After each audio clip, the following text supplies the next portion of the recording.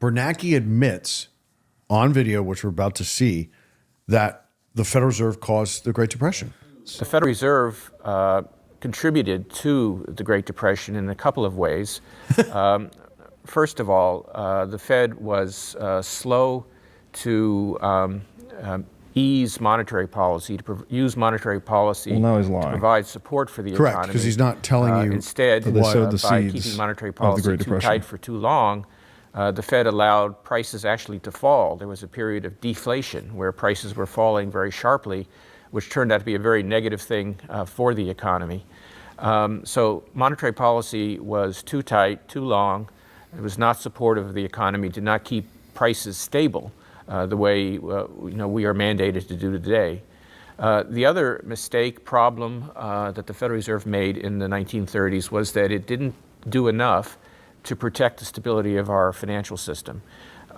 There was a global financial crisis in the late 20s and early 30s. In the United States, about a third of all the banks, thousands of banks in the United States, failed. They collapsed, they went bankrupt.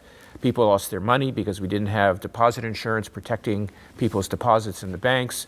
The banks were not available to make loans, and that collapse of the banking system was a major factor explaining why the Depression was as deep and as long as it was. And it was very, very severe. Unemployment reached about 25% in 1932, and it was not until World War II began in 1941 that the economy really began to fully recover. All right. So there's your Hegelian dialectic. What I think's of note, okay, we're willing to admit involvement because it is irrefutable, but I'm going to sell you on the practice I'm doing now as what we should have done then earlier. Exactly. And not telling you, hey, how did the stock market crash manifest itself to begin with? How did the bubble get blown up to begin with? Yeah. Free money and then not free money. Yeah. And then we're going to confiscate the amount of money that was suckered into that, and then we'll move on to the next one. Yeah. And then it's actually really frustrating. He literally tells us, we weren't done with you yet, so we kept you in a depression until we had to finance a world war. So, Ben, does that mean the Federal Reserve was active and complicit in World War II? Oh, F&A, Chris, of course we were. Yeah. Yeah, obviously only saying this 100 years after the fact, not telling the truth about the Fed's involvement in creating the conditions that blew the credit bubble prior to the collapse. If you wanted the truth on that, you could read Rothbard's book. Correct. What was it? The Great Depression. America's Great Depression. America's Great. Yeah, Murray's fantastic. Yeah, he tells you how the Fed actually blew it up, as you said, right? Easy money to blow up the bubble, and then they pop the bubble and confiscate everything and move on. So, and a cool thing so that it tells you 100 years after the fact, and then he's also, again, still talking his own book. What are the things they did wrong? Oh, what we're doing right today, which is we're printing money faster.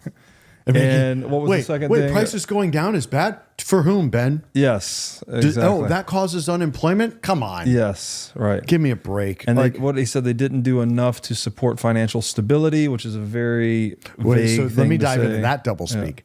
And he mentions FDIC to guarantee deposits. Oh, of course. Now, Selling why that did we scam. want to do that, Robert? Oh, we can't have these other money center banks outside of our infrastructure that are only regulated by OCC regulators, not the Federal Reserve. So we have to create the illusion of, hey, Robert, everybody have your money under us. We're going to federally insured. guarantee it. Oh, so let me get this straight. You're going to steal from us and then bail us out with our own money. Yes. Oh my God. And we all fell for it.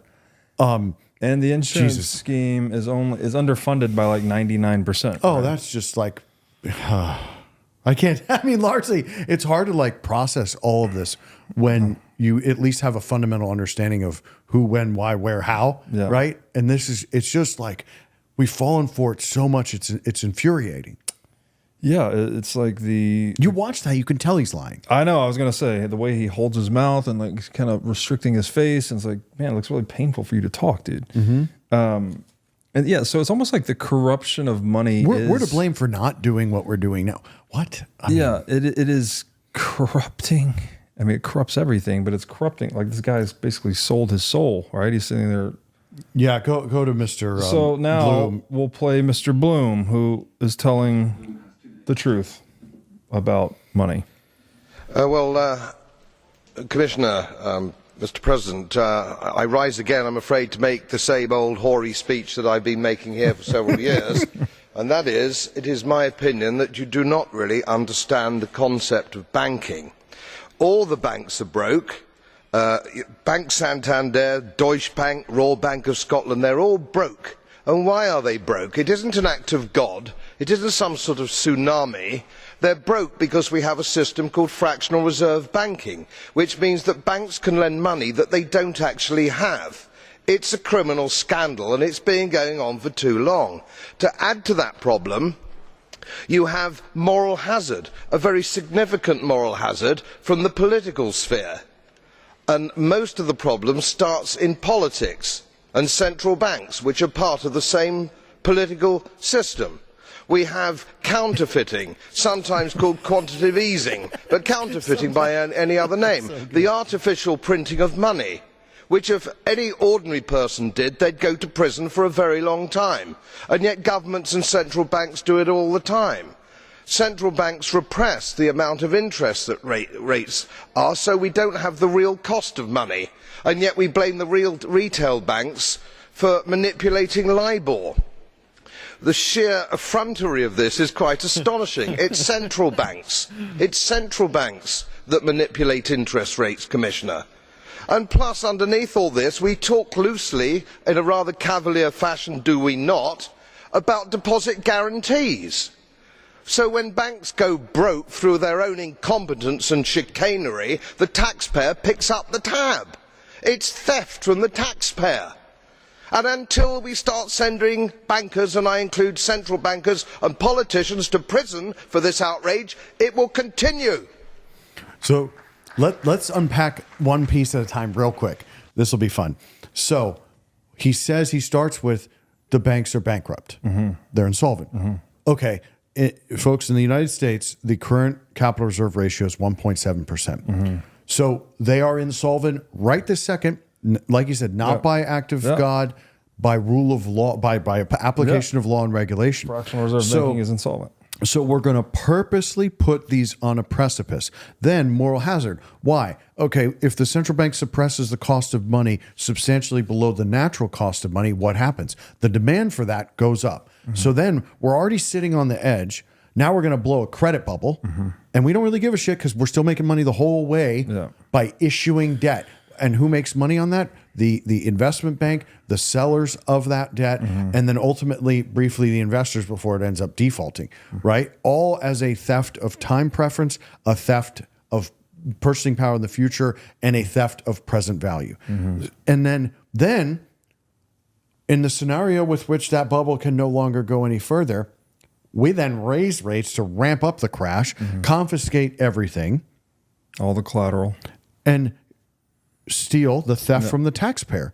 He articulated the entire system and cycle around that system of what they've done since the Panic of 1907. It's unbelievable how repetitive the exact same process is. Yes, and the FDIC insurance that Bernanke was selling, he was also saying, we call it chicanery, right? That you're actually using these insurance schemes to bail out the taxpayer who you just robbed with his own money. Like, it doesn't make...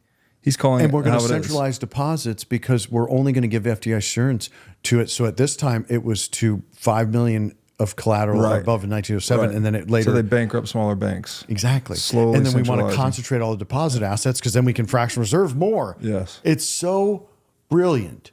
I give them credit. But, folks, this is chicanery, theft, fraud. And until... enough people, roughly 3 to 9%. That's the escape velocity amount of humans to pay attention and wake up and rebel. This is right on deck from happening right now. Thanks for watching. If you enjoyed this episode, click here to find more just like it, and here to find our most recent episode.